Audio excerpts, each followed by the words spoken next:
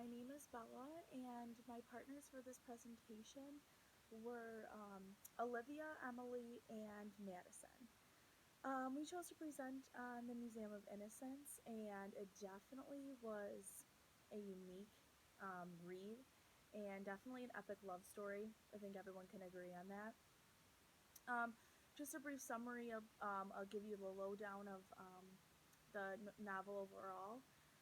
The story basically begins with the protagonist, which was Kemal, innocently went shopping for his fiance, and he just ran into Fusan. Now, what happens in the next couple of months is definitely something that not many people would have expected. The intense and intimate relationship that Kemal and Fusan have creates such a love story that it's extremely hard to disagree with. Kemal was definitely passionate about Fusan because for 8 full years he would visit her at her home to collect any items that he thought would remind him of her. Weird. He was in love, but some may say it was mostly an obsession. Um, People might think that this is creepy or overwhelming or kind of crazy over the top. But in my opinion, and what my group members and I all came to the conclusion was that creating a museum for a girl is kind of a beautiful gesture. But on the other hand, these things were in the museum that were definitely questionable. Some may think that this obsession was definitely unhealthy. Um, Going off of what was actually in the museum, Dr. V was kind enough to share with us a real photo of one of the objects that were in the museums in Istanbul, and the object that she sent us was a picture of over 4,000 cigarette butts that Fusan had smoked and Kemal had saved for memory. Um, and he thought that these were amazing and awesome because he says her red lips touched them and they were in her mouth. Yes, that is extremely crazy and bizarre, but sometimes love makes people do crazy things. Um, Overall, when we got to talking, my group and I believed that this love was definitely unique, but could have been very toxic in the grand scheme of things once you get to thinking about it. What we mainly focused on, what we thought was the most important part of this book, were the major themes and the symbolism that stood out to us. So, some of the themes that we focused on were the museum and all the collections that were in there, the theme of obsession, and love and war. So, what we talked about for the museum was that the book overall continuously refers to the museum and these collections. Many people can think that Kemal was just simply a hoarder. Um, Hoarding or collecting things is generally viewed as shameful to the public because it's abnormal, it's weird, it's creepy. But Kemal was able to take this hobby and kind of turn it into something beautiful and publicly appreciated, and something that many tourists go now to view and kind of relate back to their own lives when they see these objects in this collection. The whole theme of obsession I briefly talked about in the intro. Um, this hoarding habit for the museum and all of her objects in the collections could definitely be viewed as an obsession.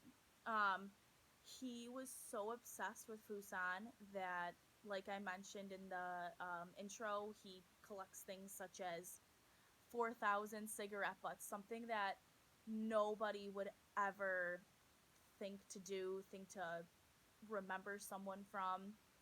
Um, even visiting Fusan's parents while she was still married to Feruden, um, Kemal's love for Fusan could definitely be viewed as obsession, and he was obsessed.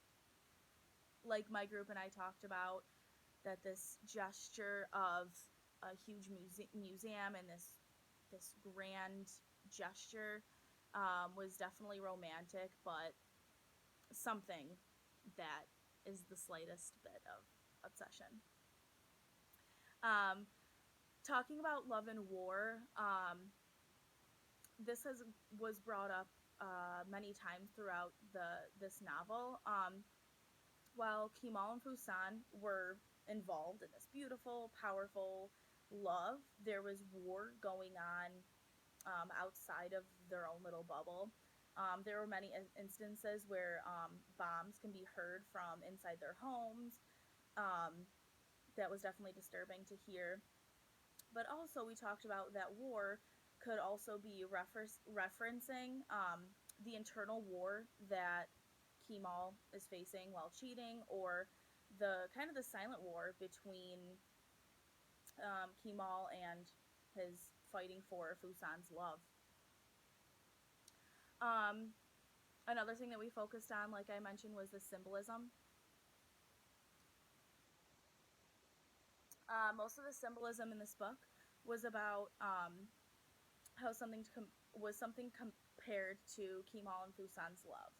Kind of the first snippet of symbolism that we noticed in the book was the museum and how it overall represents the book and their love. A museum is definitely hard to put together, and this could relate to how their love started, because even though it was tough, their love prevailed anyways, and so did the museum. Um, the museum in itself is a symbol of pure love, and that can compare to Kemal and Fusan's love in a way that Kemal was just so obsessed with Fusan that he would collect these objects that reminded him of her, and creating an entire museum containing these objects. Um, they did not plan on falling in love and having this passion, but it happened all because Kemal was just innocently shopping for a purse for his fiance. Like I said, this was definitely an innocent act, and it ended up turning into this extreme love affair. It's kind of crazy to think about. Um, so, in other words, this museum was Kemal's grand gesture of expressing his love when words, I guess, could not describe it. Um, we focused a lot on the color of the museum, because I think that's something important to acknowledge. With it being pink, it definitely symbolizes the tenderness and the sweetness of their love. I feel like the choice to make the museum pink was intentional because of the symbolism that the color pink has. The beauty of this color and sweetness truly represents Fusan and how their love developed. It was secretive, it was bubbly, it was lively. And pink is a perfect color to choose for this as well, because it is a symbol of tenderness and romance. For the time that they were in love, it was beautiful and it was passionate and it was real. And to hear when the fate has torn their hearts apart, it kind of ripped our hearts apart when they were separated forever. Um, their love it's kind of a funny story that kind of popped out of nowhere, out of nothing, and it became this intense love affair, which this museum definitely represents their love. Um, Overall, kind of wrapping up the book, just to talk about the museum a little bit more.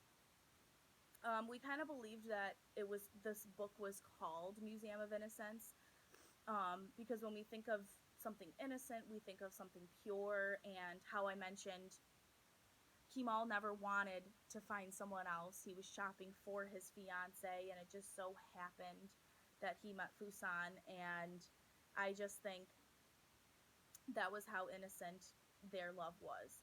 Um, People who visit the museum today can definitely tell how truly obsessed and in love Kemal was with Fusan.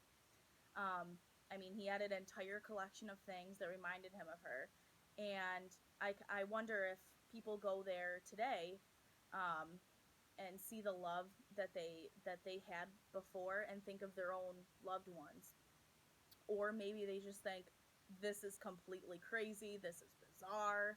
I would never think of my own relationship as something as crazy as this, but who knows? Um, because personally, I can't imagine a love so strong that the only way to express how much you truly love one another is to create an entire museum dedicated to them. I guess simply saying I love you was just not enough. Um, so I would love to hear what you guys think about that as well. I look forward to your questions and answers, and thank you for listening.